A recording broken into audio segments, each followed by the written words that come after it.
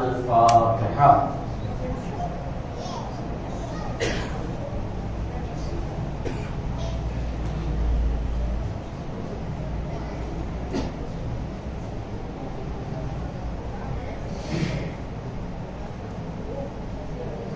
لا حول ولا قوة إلا بالله العلي العظيم۔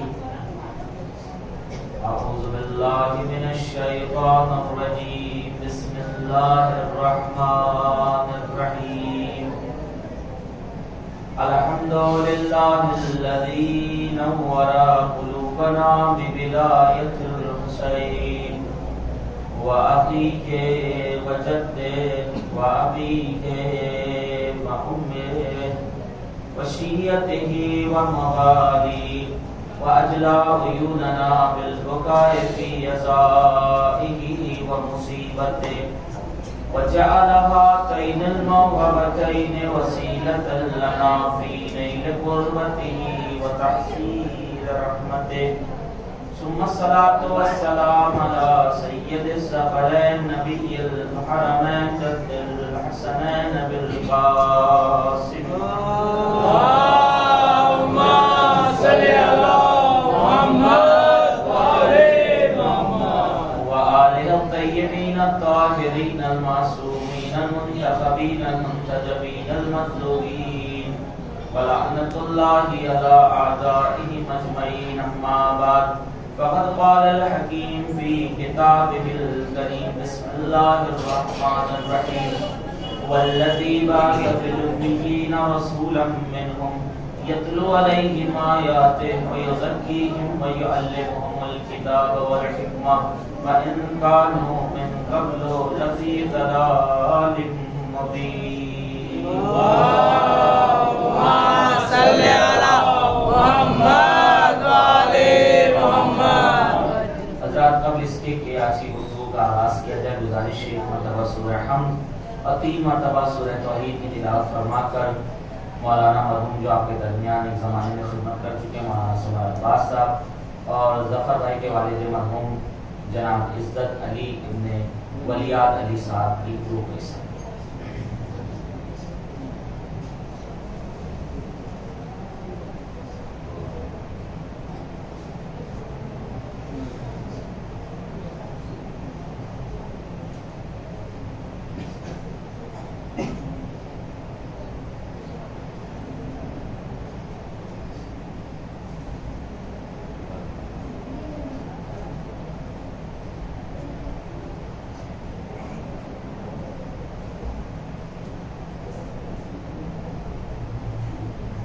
برادران عزیز، بزرگان محترم، حضرات سامعین، آج کی مختصر سی گفتگو کے لیے میں نے جس آیت کریمہ کی تلاوت فرمائی ہے، سورہ جمعہ کی دوسری آیت ہے۔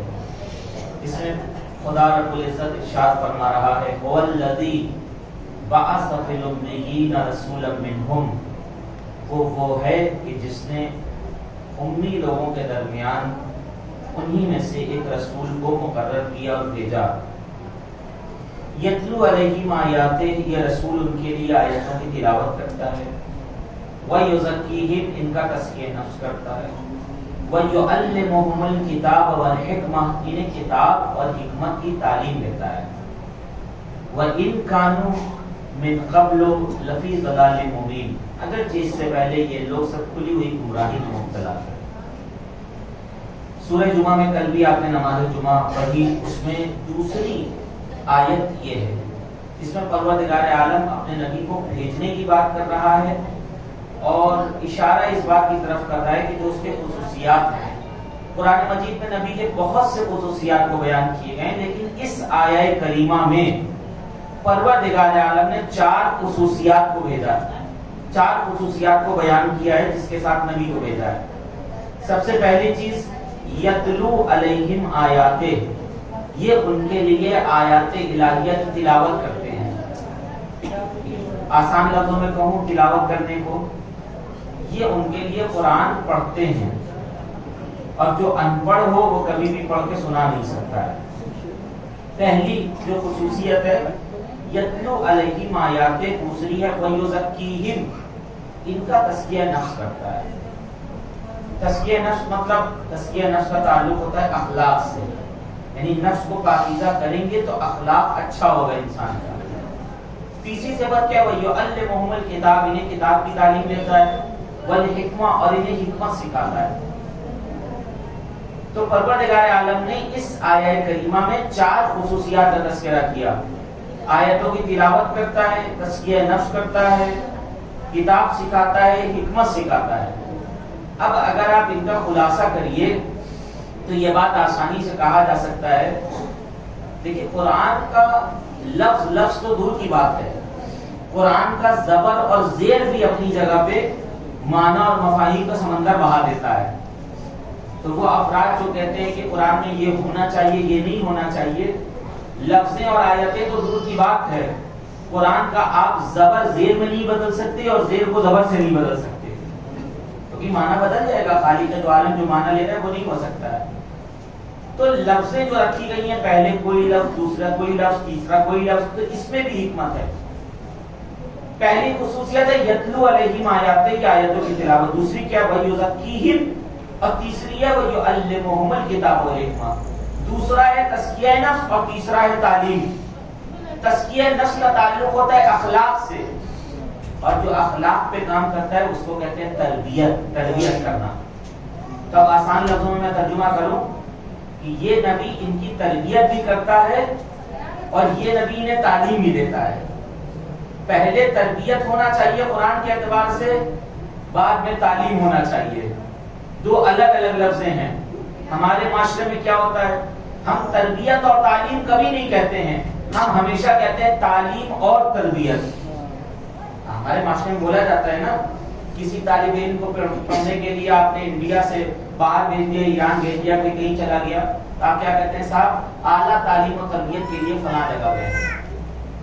تو پوری دنیا کا جو دھیان ہے اور پوری دنیا کا جو توجہ ہے، پہلے تعلیم پہ ہے، بعد میں تربیت پہ ہے. دیکھیں بہت عجیب و غریب فلسفہ ہے جو قرآن کہہ رہا ہے. قرآن کے اعتبار سے پہلے تربیت اور بعد میں تعلیم ہے، اور دنیا کیا کہہ رہی ہے؟ تعلیم اور تربیت. اس کا مطلب دنیا کی نگاہ میں تعلیم پہلے ہے، تربیت بعد میں ہے. اسی وجہ سے آپ معاشرے میں دیکھیں گے نرسری کلاس بچے جہاں پڑھتے ہیں، اسکول سے لے کر نرسری سے لے کر یونیورسٹی تک، پوری دنیا کا زور تعلیم کے اوپر تو ملے گا مگر تربیت پہ زور کہیں نہیں ملے گا.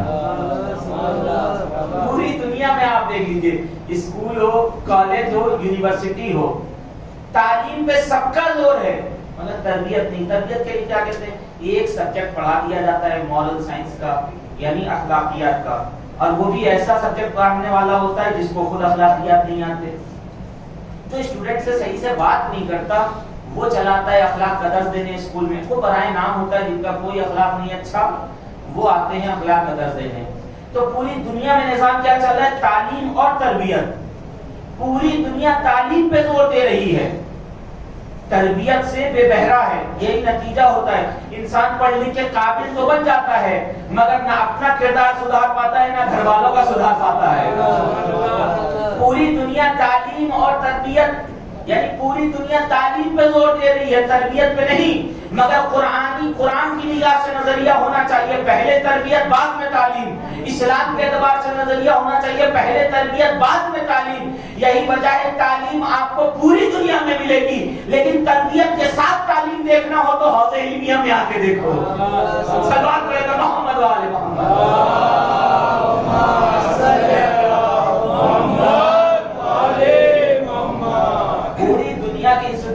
جہاں بھی تعلیم دی جاتی ہے تعلیم ملے گی، آپ کو تربیت نہیں ملے گی. اس لیے پڑھے لکھے لوگ ہوتے ہیں مگر جب انسانیت پہ ظلم ہوتا ہے تو ان کو درد نہیں ہوتا ہے. لیکن حوضے کا پڑھا ہوا ایک ہوتا ہے جو پوری دنیا کو للکار رہا ہوتا ہے. کیوں؟ کیونکہ ہم ظلم کو برداشت نہیں کر سکتے.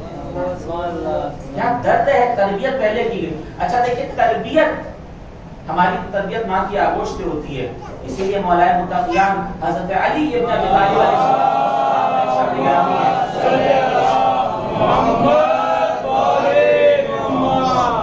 کہ اپنے لیے زوجہ تلاش نہ کرو بلکہ اپنے بچوں کی ماں تلاش کرو.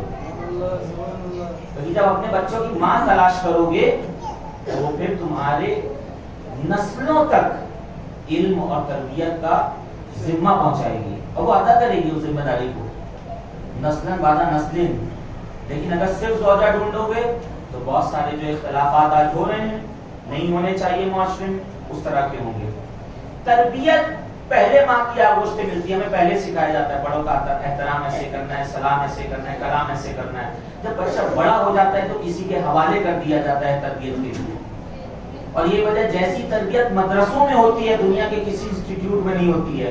مدرسے کا ایک پڑھ کے آتا ہے پورے معاشرے کو جا کے اخلاق سکھاتا ہے، اور دنیا کا ایک پڑھ کے آتا ہے پوری دنیا میں جا کے فساد پھیلاتا ہے۔ صلوات پڑھے گا محمد والے محمد۔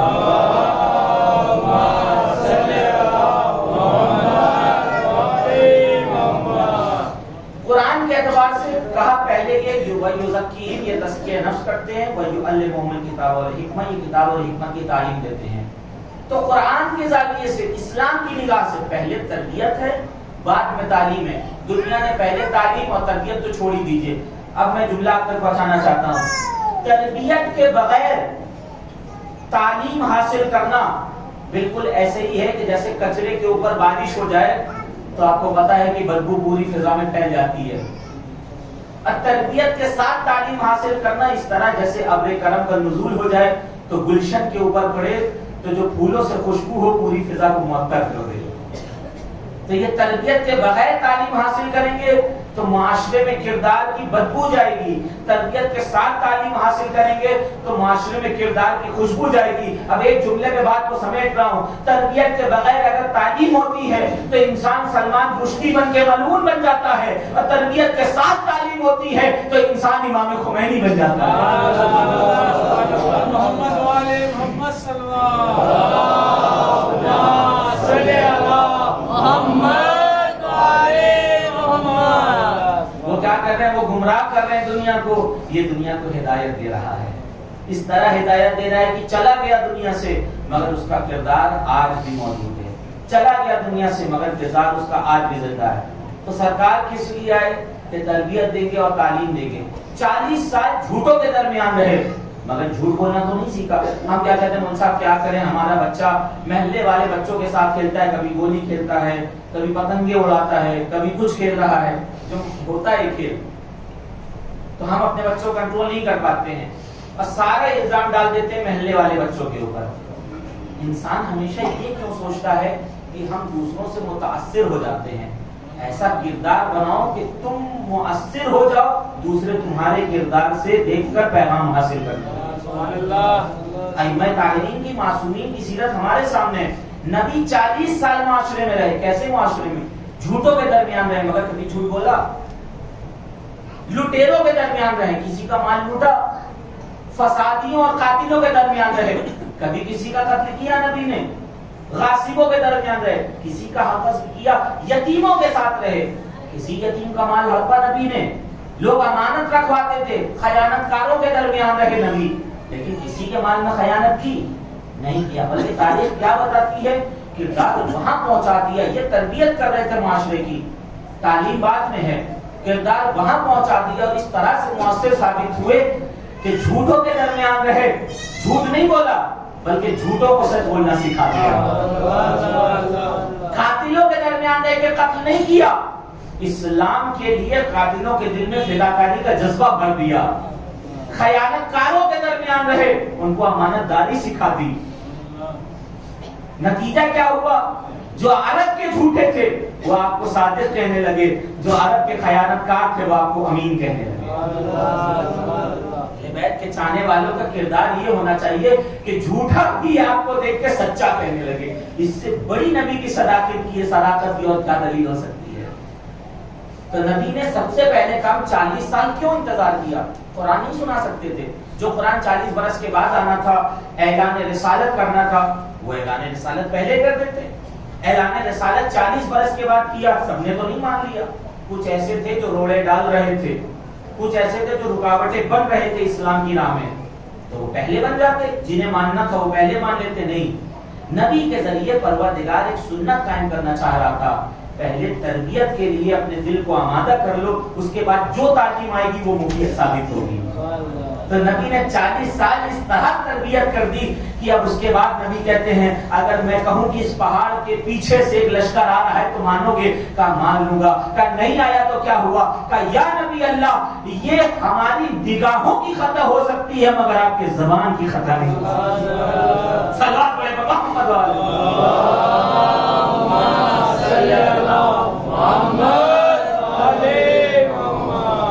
ہماری نگاہوں کی خطا ہوگی مگر آپ کی زبان کے اندر ہم مانیں گے کہ کوئی خطا نہیں ہے۔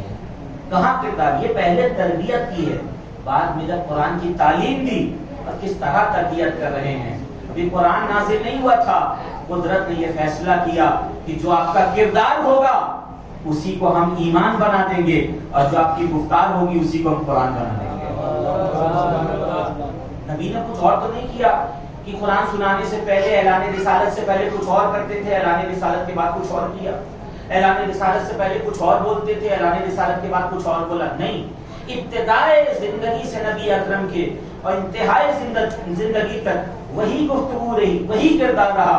تو پھر یہ ماننا پڑے گا کہ اعلان رسالت سے پہلے جو کردار تھا اسی کو ایمان بنایا ہے، اور جو نبی کی گفتار تھی، جو باتیں تھیں، اسی کو قرآن بنا دیا ہے۔ قرآن الگ سے کچھ تھوڑی ہے، جو نبی نے سنایا ہے وہی قرآن ہے۔ کہنے کا مطلب ہے پہلے تربیت ہے اسلام کی نگاہ میں، بعد میں تعلیم ہے۔ تربیت یافتہ جب تعلیم حاصل کرتا ہے تو کئی نسلوں کے لیے ہدایت کا اہتمام کر دیا کرتا ہے۔ اب نبی اکرم جس زمانے میں آئے ہیں اس زمانے میں ہوا کیا ہے؟ 4 بڑی طاقتیں، فارس کا آتش کدہ جو ہزاروں برسوں سے روشن تھا، دریائے ساوا کی اٹھتی ہوئی فلک بوس موجیں جو آسمانوں کو چھوتی تھیں، قصر کسریٰ کے 14 کنگرے جو ایک شان و شوکت تھی، اور بادشاہ وقت کے تخت و تاج۔ 4 بڑی طاقتیں اس زمانے میں تھیں جنہیں لوگ پوجا کرتے تھے۔ دریا اگر آج ہمارے شہر کے اندر بہ کے آ جائے، سیلاب آ جائے تو ہم اسے طاقت سمجھنے لگتے ہیں۔ ایک چراغ حد سے زیادہ سمجھ جائے تو اس کی لوک اور قدرت اور کرشمہ سمجھنے لگتے ہیں۔ اب بادشاہ نے وقت کے تخت و تاج تو ہر زمانے میں طاقت ہوا کہ طاقت کی علامت ہے، قصر کسریٰ کے 14 کنگرے بھی قوت اور طاقت اور قدرت کی علامت تھے۔ تو اس زمانے کی 4 بڑی طاقتیں تھیں۔ وقت نہیں ہے میں وضاحت کے ساتھ اس کو واضح کروں، لیکن بس اشارہ کروں، 4 بڑی طاقتیں اس زمانے میں۔ لیکن نتیجہ کیا ہوا؟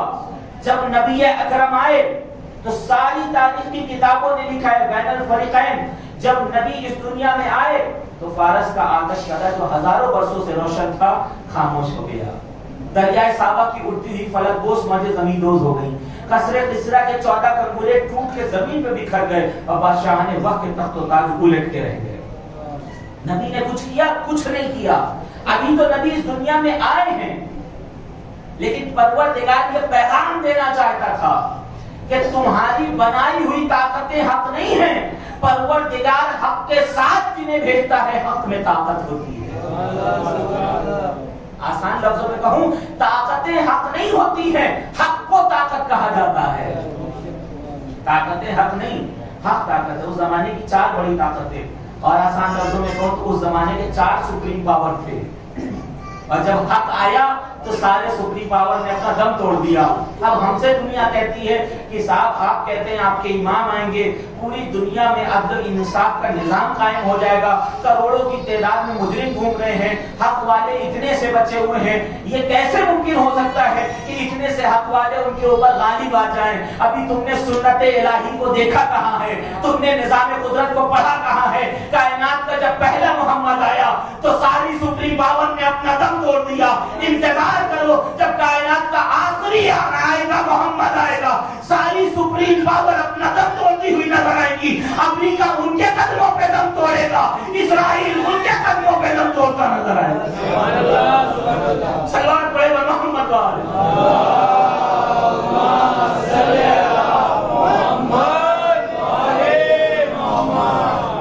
تو نبی اکرم کی سیرت نے یہ بتایا کہ طاقتیں حق نہیں ہیں، خدا جسے حق بنا کے بھیج دے حق میں طاقت پائی جاتی ہے۔ طاقت حق نہیں ہے، حق کے اندر طاقت ہے، یہ اصطلاح یاد رکھیے گا، حق میں طاقت ہے۔ حق اگر مچھروں کی شکل میں آئے تو نمرود کی طاقت کو موت دے دیتا ہے، حق اگر ابابیل کی شکل میں آئے تو ابرہہ جیسے لشکر کی طاقت کو بھونسا بنا دیتا ہے. حق اگر پانی کی موجوں کی شکل میں آئے تو فرعون جیسے طاقتور لشکر کو غرقیاب کر دیا کرتا ہے. حق اگر دیوانے کی شکل میں آئے تو بادشاہ وقت کو ذلیل کر دیا کرتا ہے. حق اگر قیدی بن کے آئے تو 700 کرسی نشین کے درمیان یزیدیت کی موت کا اعلان کر دیتا ہے.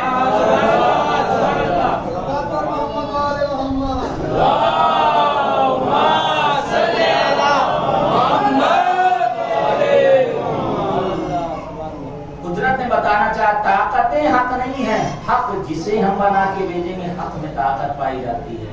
حق اگر دیوانگی کی شکل میں ہو تو بادشاہ کو ذلیل و رسوا کر دیا کرتا ہے. بات آ گئی ہے تو میں جوانوں کے لیے اور بچوں کے لیے عرض کر دوں، آپ نے سنا ہے مگر میرے موضوع سے متعلق ہے. ان کے آستانے کا دیوانہ بھی جو ہوتا ہے وہ ان کی نگاہ میں دانا ہوتا ہے. دنیا جسے دیوانہ سمجھتی ہے اہل بیت اسے دانا کہتے ہیں. دنیا دیوانہ کہتی ہے، اہل بیت کے لیے وہ بہلول دانا ہوتا ہے. ایک مصلحت تھی جس کی وجہ سے انہوں نے اپنا اولیاء اختیار کر لیا تھا.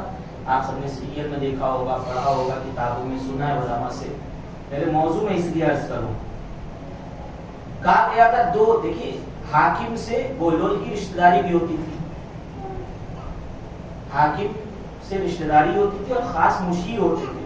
لیکن جب انہیں خطرے کا احساس ہوا تو کہا نہیں بھائی میں کرسی پہ تو نہیں آؤں گا، کیونکہ کرسی پہ آنے کا مطلب ہے حکومت کا فشار و دباؤ ہو جائے. جنون اختیار کر لیا. امام کی ہدایت بھی تھی، وہ جو کہا جاتا ہے کلمہ جیم سے جنون آپ نے اختیار کر لیا. لیکن حاکم نے ان سے کہا تھا اپنے درباریوں سے کہ بہلول کے لیے دو باتوں کا خیال رکھنا، جو کھانا شاہی جاتا ہے وہ بند نہ کرنا، کھانا دیتے رہنا، اور اگر دربار میں آئے تو انہیں بھگانا نہیں. دو باتوں کا خیال رکھنا. کہا ٹھیک ہے.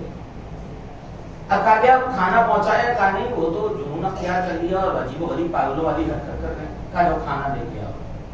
شاہی کھانا چلا وہاں سے، ان کے دربار سے، بنی عباس کے دربار سے شاہی کھانا چلا.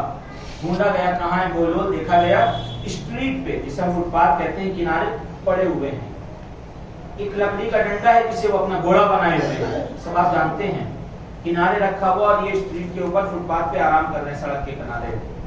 لوگوں نے اٹھایا درباریوں نے جو کھانا لے کر آئے تھے شاہی کھانا. بہلول کھانا آیا ہے، کہا رکھ دو. بہلول کھانا آیا ہے رکھ دو. جب تیسری مرتبہ کہا کہ یہ دربار سے شاہی کھانا ہے جو حاکم نے تمہارے لیے بھیجا ہے، بہلول نے کیا کہا، آہستہ بولو، اگر سڑک کے کتوں کو پتہ چل گیا تو وہ بھی منہ نہیں لگائیں گے. جہاں کا کھانا آیا آہستہ بولو، یہ بھی نہیں کھائیں گے. خاموشی سے کتنا بڑا پیغام. ایک مرحلہ میں آپ کو اور دکھاتا ہوں، ایک منظر. وقت ہو رہا ہے، میرا سفر بھی ہے انشاءاللہ، لیکن موضوع بہت اہم ہے. یہ حق اگر دیوانگی کی شکل میں ہو تب بھی بادشاہ کو رسوا کر دیتا ہے. دوسری بات کی تاکید یہ کی گئی تھی درباریوں کو، جب کبھی یہ دربار میں آ جائیں تو تم لوگ ہٹانے کی ضرورت نہیں کرنا. حاکم نہیں تھا، مامون نہیں تھا. اب مامون کے دربار میں یہ پہنچے. اب جو پہنچے تو جا کے سیدھے تخت کے اوپر بیٹھ گئے، جو تخت لگا ہوا تھا، جو کرسی اور تاج اس کا. درباری دو رویا کھڑے ہوئے تھے. لوگوں نے انہیں اتار کے خوب پٹائی کی. اتنی پٹائی کی کہ یہ رونے لگے، اور اتنی دیر میں حاکم نے وقت آیا. اس نے کہا کیا ہوا، دیکھا بہلول پٹ رہا ہے. کہا چھوڑو، سب ہٹ گئے ادھر سے، ہٹ جاؤ، سب ہٹ گئے. کہا کیوں پٹائی کر رہے ہو، ہم نے نہیں کہا تھا بہلول کے ساتھ ذرا رعایت کرنا ہے. کہا بادشاہ سلامت، اگر آپ کو پتہ چل جاتا اس نے کیا کیا ہے تو شاید آپ اس سے بری عادت کرتے. کہا کیا کیا ہے، کہا کہ آپ کی غیر موجودگی میں جا کے آپ کی کرسی پہ بیٹھ گیا تھا. جس کرسی اور تخت اور تاج بادشاہت کے اوپر بیٹھنے کا کوئی حق نہیں رکھتا تھا، کہ وہاں منصب بادشاہت کے اوپر جا کے بیٹھ گیا تھا. تو آپ بھی اگر ہوتے تو یہی کرتے. تو نے کہا ٹھیک ہے، لیکن اب مان لیا ہے، بس اب کرو. کہا پھر رو رہے ہیں، رونا بند نہیں ہو رہا.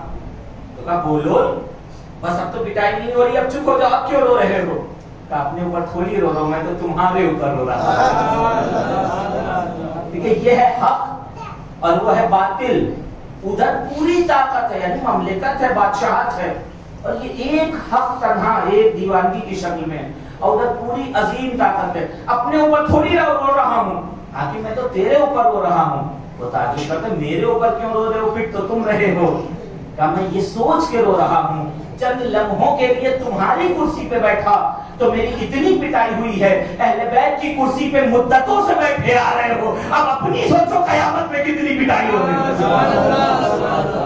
سلوات پڑھے محمد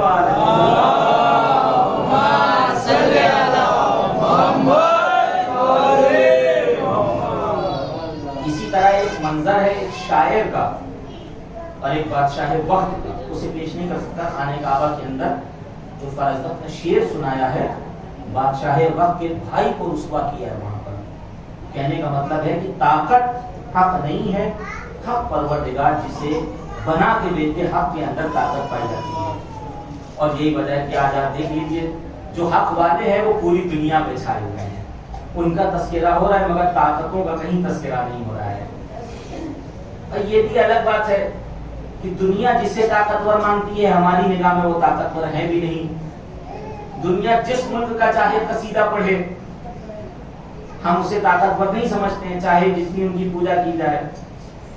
ہم تو اسے طاقتور سمجھتے ہیں جو طاقتور ملک کے بنائے ہوئے ڈرون کو اتار لیتے ہیں، اسے خبر بھی نہیں ہوتی ہے. ہم تو اسے طاقت سمجھتے ہیں جہاں تسبیح کے دانوں سے ارادوں کو توڑ دیا جاتا ہے، ہم تو اسے طاقت سمجھتے ہیں. اور دنیا دیکھ رہی ہے کہ حق کے پاس ہی طاقت ہے، اور یہی وہ منزل ہے کہ جہاں حادثہ غیبی آئے گی. قرآن کی آیت ہے جاء الحق وزهق الباطل ان الباطل كان زهوقا، کہ حق آیا باطل بھاگا، فرار اختیار کی، اور باطل تو بھاگنے والا تھا. تو انتظار کریے جو آخری حق آنے والا ہے کہ سارے باطل بھاگتے ہوئے نظر آئیں گے. عزاداری سے اسی لیے لوگوں کو عداوت ہوتی ہے اور کینے سارے دکھتے ہیں یہاں پر، کیونکہ یہاں سے پیغام حق کو پہنچایا جاتا ہے، حق والوں کے کردار کو پہنچایا جاتا ہے. 10 دن آپ نے بڑی محنت کی، آج 11ویں تاریخ ہے. یہاں کے جوانوں نے بزرگوں کی سرپرستی میں بہت اچھا پروگرام منعقد کیا ہے. اور اس وقت کہ جب پوری دنیا کے حالات پرآشوب ہیں، لوگ مجلسیں کرنے میں تذبذب کے عالم میں ہیں، خدا کا لاکھ لاکھ شکر ہے کہ آپ سب نے مل کر اظہار جوان مردی کے ساتھ اس اہتمام کے ساتھ فرش اعظم بچھایا ہے. جوانوں نے جتنی خدمت کی ہے، چاہے وہ موبائل کے ذریعے پروگرام ریکارڈ کرنے والے ہوں، کوئی مائکرو فون کی ذمہ داری سنبھالنے والا ہو، کوئی فرش اعظم بچھانے کی ذمہ داری قبول کرنے والا ہو، کوئی لائٹیں سجانے کا اہتمام کرنے والا ہو، کوئی سڑکوں پہ بینر لگا کے حسینیت کا پیغام دینے والا ہو. جس اعتبار سے بھی آپ سب نے دامیں درہمیں سخنیں اس پروگرام کے منعقد کرنے میں اشرے مجالس میں کوششیں کی ہیں. خاص طور سے وہ جوان جو کمیٹی سے تعلق رکھتے ہیں بزرگوں کی سرپرستی میں جنہوں نے کیا، یقیناً آپ سب کے ہم شکر گزار ہیں کہ اتنا اچھا موقع فراہم کیا اور بہت امن اور امان اور سلامتی کے ساتھ اس اشرے مجالس کو اپنے اختتام تک پہنچایا گیا ہے. اور ہم کیا شکریہ ادا کریں آپ سب کا شکریہ ادا تو سیدہ کریں گی اور کرتی ہیں. ہماری کیا بساط ہے کہ ہم شکریہ ادا کریں. آپ کا شکریہ تو وقت کا امام ادا کرتا ہے، پر انشاءاللہ آپ کا اجر بھی وقت کے امام کے توسل سے پروردگار کے پاس محفوظ ہے. اس لیے کہ 8ویں امام حضرت امام علی رضا علیہ السلام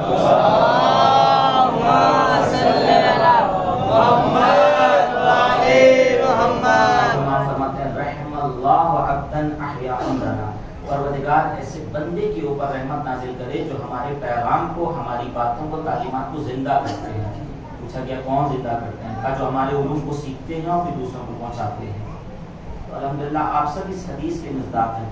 پروردگار آپ سب کی توانائی میں اضافہ کرے، پروردگار آپ سب کی اس عبادت کو قبول کرے. اپنے وقت میں زیادہ گنجائش نہیں ہے، ورنہ چند ایک باتیں آپ کے دیار میں آپ کی خدمت میں اور پہنچاتا. بس یہ محسوس کریے کہ جو ہمارا عنوان تھا کہ طاقت حق نہیں ہے، حق طاقت ہے. یہی وجہ یزید نے ساری طاقت کا استعمال کر لیا اور سوچا کہ حق کو کربلا کے حدود کے اندر محدود کر دے گا، لیکن نہ کر سکا. کربلا کے بعد بھی حق جاری رہا، حق نیزوں پہ جاری رہا، حق ہتھکڑیوں سے جاری رہا، حق بیمار کے لبوں کے اوپر جاری رہا.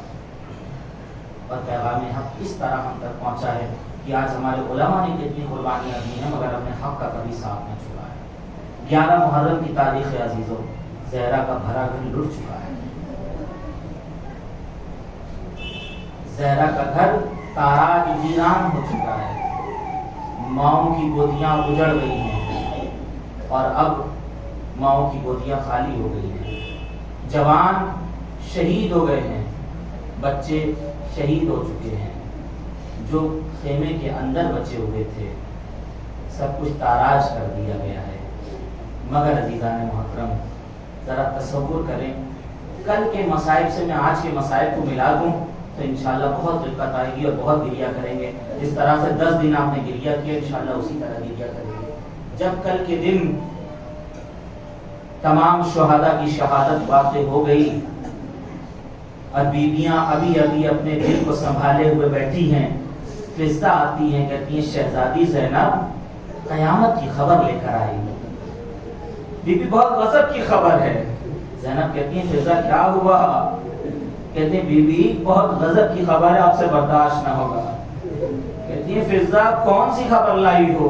میرے لیے اب کوئی بھی خبر عظیم نہیں ہے، میرے بھائی عباس کے دونوں بازو کٹے، اب اس سے بڑی کیا ہوگی خبر؟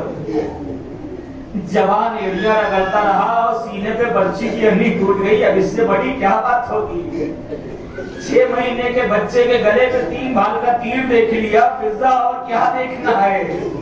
اور محمد شہید ہو گئے، قاسم کا جسم زندگی میں پامال ہو گیا، ارے میرے بھائی کا سر نو کے نیزہ پہ بلند ہو گیا، فضا کون سی خبر لے کے آئی ہو؟ اے شہزادی ابھی ابھی ہم نے اعلان سنا ہے، فیصل سعد کہہ رہا تھا گھوڑوں کی نال بندی کی جائے، لاشوں کی پامالی کی جائے گی، شہداء کے لاشیں زمین کربل کے اوپر پڑے ہوئے ہیں۔ زینب نے کلیجے کو تھام لیا، فضا کون سی خبر لے کے آ گئی؟ یہی وجہ ہے عزیزو، جب زینب نے 11 محرم کو اپنے بھائی کے جنازے کو دیکھا ہے، ارے اس طرح سے پامال کیا گیا، زینب پہچان نہیں پاتی ہے۔ تاریخ میں لکھا ہے انت اخی انت ابن امی، ارے کیا تو ہی میرا باجایا ہے؟ ارے کیا تو ہی میرا بھیا ہے؟ جزاکم اللہ، خدا آپ کو کوئی غم نہ دے، سوائے غم شہداء کربلا علیہم السلام کے آوازیں کے لیے بلند ہو گئی ہے تو 4 جملے سن لیجیے، آپ کی عبادت تمام ہو جائے گی۔ عزیزو جب کل رات میں زہرا کا گھر اجڑ گیا، ثانیہ زہرا کی چادر لوٹ لی گئی، خیام میں آگ لگا دی گئی، رات بھر چلے ہوئے خیمے کی رات پہ ہماری شہزادی بیٹھی ہے، اب تک عباس پہرا دیتے تھے، اب زینب راتوں کو جاگ رہی ہے، علی کی شیر دل بیٹی عباس بنتی ہے، کبھی حسین من کے پاس بانی کر رہی ہے۔ عزیز ایک جملہ کہیں، رات کی تاریکی میں اندھیرا تھا، بیویوں کے سر سے چادر چھینی گئی، مگر اتنی مشکل نہیں تھی کیونکہ اندھیرے میں بیٹھی تھی۔ جب 11 محرم کا سورج نکلا ہوگا، ارے کیا گزر گئی ہوگی زینب کے دل کے اوپر، کیا گزری ہوگی ام کلثوم کے دل کے اوپر۔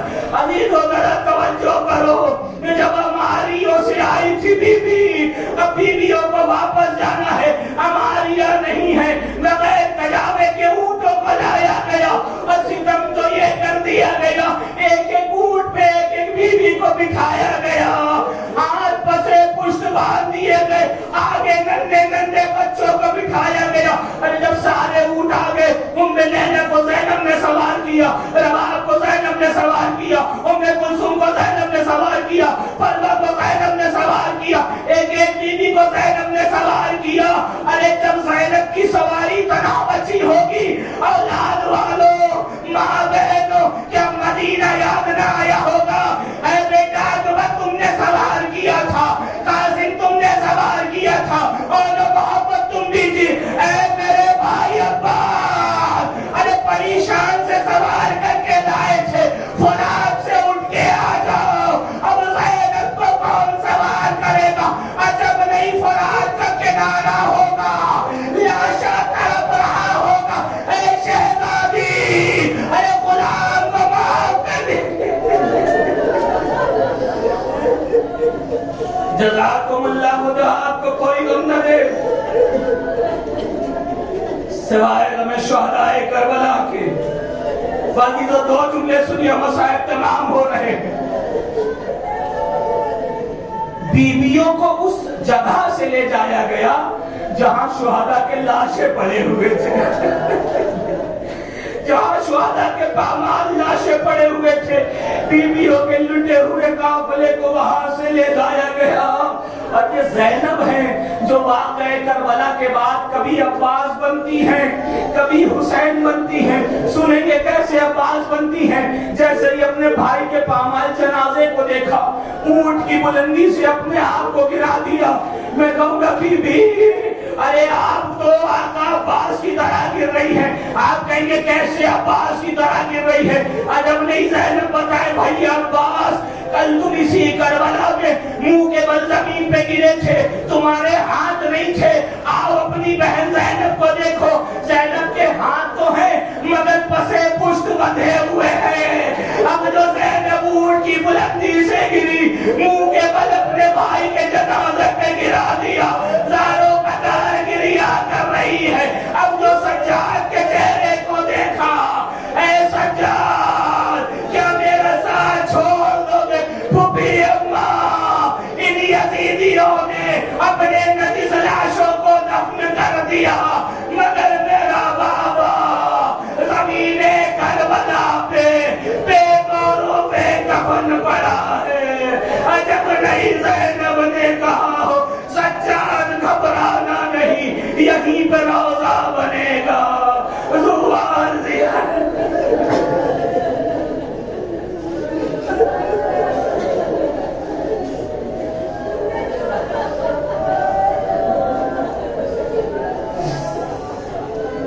اللہ لعنت اللہ علی القوم الظالمین وصلی علی الذین ظلموا ربنا تقبل منا انک انت السمیع العلیم۔ خدایا جو آسا محمد علیہ السلام کا ہماری اس عبادت قبول فرما۔ خدایا ہم سب گناہگار ہیں، فرش اعضاء کے ذریعے تیری بارگاہ کی طرف متوجہ ہیں، جب تک زندگی ہے توبہ اور استغفار کی توفیق عطا فرما۔ خدایا ہم سب کے چھوٹے بڑے گناہوں کو معاف فرما، چھوٹوں کو بڑے کا احترام کرنے کی توفیق عطا فرما، بڑوں کو بچوں کے ساتھ شفقت و مہربانی سے پیش آنے کی توفیق عطا فرما۔ جو لا ولد ہے انہیں صاحب اولاد بنا، صاحب اولاد ہے ان کی اولاد کو نیک اور صالح بننے کی توفیق عطا فرما۔ خدایا جو بیمار ہیں انہیں صحت و شفا عطا فرما، جو پریشان حال ان کی پریشانی کو دور فرما۔ خدایا جو بے روزگار ہیں انہیں تبرک اعضائے امام حسین کے صدقے میں صاحب روزگار بنا، جو صاحب روزگار ہیں انہیں رزق حلال کمانے کھانے کی توفیق عطا کر۔ خدایا ہم سب کے رزق و روزی میں برکت و وسعت عطا کر۔ خدایا ہمارے مرحومین کی مغفرت فرما، بیماروں کو صحت و شفا عطا فرما، جلد از جلد کورونا جیسی وبا کا خاتمہ فرما۔ خدایا کر ان کی عزادار جنہوں نے اس اشرح مجالس کا اہتمام کیا ہے، سب کی توفیقات میں اضافہ فرما، انہیں دشمنوں کے شر و ظلم سے محفوظ فرما، پوری دنیا میں جہاں جہاں بھی عزادار عزاداری کر رہے ہیں خدایا سب کی حفاظت فرما، ہر بعید کربلا جانے کے حالات فراہم فرما، علماء مراجع فقہاء کا سایہ سروں پہ قائم و دائم فرما، مشاہد مقدسہ کی حفاظت فرما، شہداء راہ حق کے درجات بلندی عطا فرما۔ خدایا ہم سب کے مرحومین کی مغفرت فرما۔ خدایا خاص دعا یہ ہے جس طرح سے کربلا میں آقا حسین کا روضہ چمک رہا ہے، مادر حسین کا روضہ بننے کی توفیق عطا فرما، اسباب فراہم فرما۔ خدایا ہمارے صبر کو اور امتحان نہ لے، منتقموں کو نے حسین دل بند زہرا امام زمانے کے ظہور میں تعجیل فرما، ہم سب کو ان کی آواز مددگار میں شامل ہونے کی توفیق عطا فرما۔